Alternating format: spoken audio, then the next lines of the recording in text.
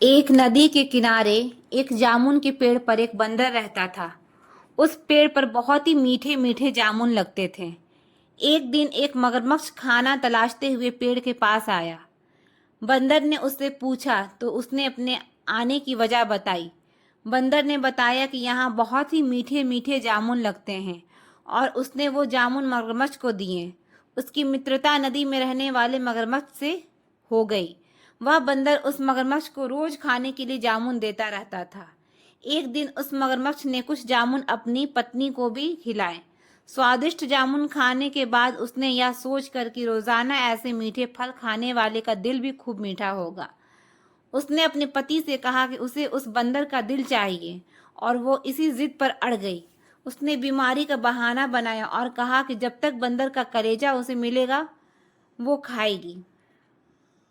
पत्नी की जिद से मजबूर हुए मगरमच्छ ने एक चाल चली और बंदर से कहा कि उसकी भाभी उससे मिलना चाहती है। बंदर ने कहा कि वो भला नदी में कैसे जाएगा।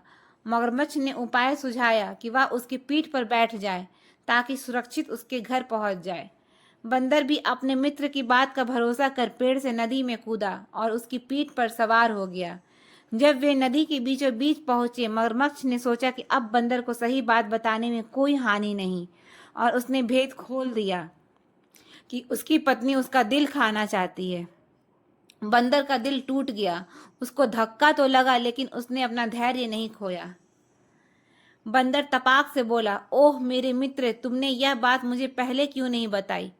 क्योंकि मैंने तो अपना दिल जामुन के पेड़ पे संभाल कर रखा है। अब जल्दी से मुझे वापस नदी के किनारे ले चलो ताकि मैं अपना दिल लाकर अपनी भाभी को उपहार में देकर उसे खुश कर सकूं।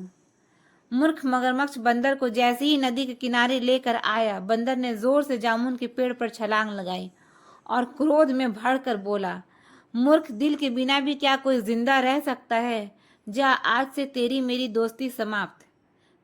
इससे पहले यह सीख मिलती है इस कहानी से कि मुसीबत के क्षणों में धैर्य नहीं खोना चाहिए और अनजान से दोस्ती सोच समझ कर करनी चाहिए। दूसरे मित्र का सदैव सम्मान करें। तो फ्रेंड्स, कैसी लगी ये मेरी ये स्टोरी कमेंट बॉक्स में ज़रूर बताएं।